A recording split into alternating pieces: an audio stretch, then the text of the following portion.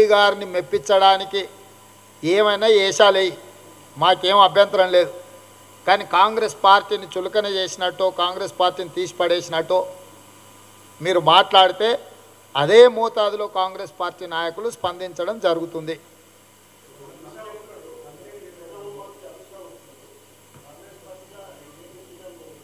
మాది సింపుల్ అబ్బా, అభివృద్ధి మా ఎజెండా. అమిత్ షా గారు జాతీయ హోంశాఖ మంత్రి, వారు ఇక్కడికిక్కడనే ప్రకటించి కేంద్రం నుంచి జీవో తెప్పియొచ్చు. పాలమూరు రంగారెడ్డి ప్రాజెక్టును జాతీయ ప్రాజెక్టు ప్రకటించుకుంటూ డిండి ఎత్తిపోతల పథకానికి 5,000 కోట్ల రూపాయల ప్రత్యేక ప్యాకేజీ ఇస్తే మునుగోడు నియోజకవర్గంలో ప్రతి ఎకరాకి కృష్ణానది జలాలు పారుతాయి. కాబట్టి మీరు ఎన్నికలలో ఓట్లు అడగాలి అని అంటే అవి మంజూరు చేయాలి. నెంబర్ 1. నెంబర్ 2, రాజీనామాలు ఉప ఎన్నికల ద్వారా అభివృద్ధి జరుగుతుందని మీరు విశ్వసిస్తున్నారు. కాబట్టి మీకు 4 పార్లమెంట్ సభ్యులు ఉన్నారు. రాష్ట్ర అధ్యక్షుడు బండి సంజయ్ గారు, కేంద్ర మంత్రి కిషన్ రెడ్డి గారు, ధర్మపురి అరవింద్ గారు, స్వయం బాబురావు గారు.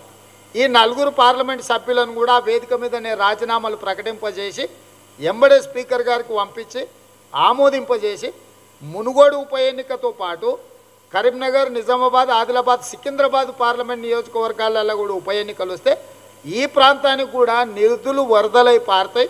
ఈ ప్రాంతం కూడా అభివృద్ధి చెందుతుంది. కాబట్టి భారతీయ జనతా పార్టీ ప్రాంత అభివృద్ధి కోసం సహకరించాల్సిందిగా అమిత్ షాను ఆదేశాలు ఇవ్వాల్సిందిగా కాంగ్రెస్ పార్టీ డిమాండ్ చేస్తుంది.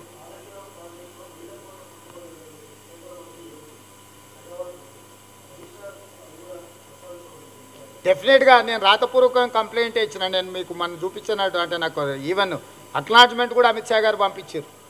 కాళేశ్వరం మీద జరిగిన అవినీతి,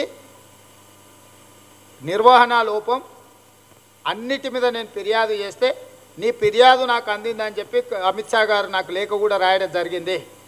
చర్యలు తీసుకోవాల్సిన అధికారము బీజేపీ అమిత్ షా గారి దగ్గర ఉంది. రకరకాల మీద ఈడీ దాడులు, ఇన్కమ్ ట్యాక్స్ దాడులు, సిబిఐ దాడులు జరుగుతున్నాయి కదా. కాళేశ్వరం ప్రాజెక్టుకు సంబంధించి అనుమతి ఇచ్చిన వాళ్ళ మీద, నిర్మించిన వాళ్ళ మీద, నిర్వహణకు చేపడుతున్న వాళ్ళ మీద ఎందుకు చర్యలు తీసుకుంటలేరు అంటే బీజేపీ స్పష్టంగా ప్రొటెక్షన్ మనీ తీసుకున్నది వాళ్ళ దగ్గర. నేరం కలిసి చేసిన వాళ్ళు భాగస్వామ్యం ఉంటుంది. నేరం చేసిన వాళ్ళ మీద చర్యలు తీసుకోకుండా ఉండడానికి ప్రొటెక్షన్ మనీ ఉంటుంది. బీజేపీ వాళ్లకు కేసీఆర్ నుంచి, ఆ వ్యాపారస్తుల నుంచి ప్రొటెక్షన్ మనీ వస్తుంది. కాబట్టి కేసీఆర్ అవినీతి మీద చర్యలు తీసుకుంటలేరు బీజేపీ వాళ్ళు. ఇది ప్రజలకు స్పష్టంగా అర్థమైంది. మీరు చర్యలు తీసుకోనంత వరకు, కేసీఆర్ను జైలుకు పంపనంత వరకు బండి సంజయ్ గారు ఎన్ని బడాయి మాటలు మాట్లాడినా తెలంగాణ సమాజం నమ్మదు. హాయ్ ఫ్రెండ్స్, మా టుడే టుమారో యూట్యూబ్ ఛానల్ చూస్తున్నందుకు చాలా థ్యాంక్స్. మరిన్ని లేటెస్ట్ వీడియోస్ కోసం వెంటనే సబ్స్క్రైబ్ చేయండి. అలాగే ఈ బెల్ ని కూడా రింగ్ చేసేయండి. మా నోటిఫికేషన్స్ అన్ని మీ మొబైల్లో వస్తాయి. అలాగే మా వీడియోస్ మీకు నచ్చితే లైక్ చేయండి, షేర్ చేయండి, నచ్చకపోతే కామెంట్ చేయండి.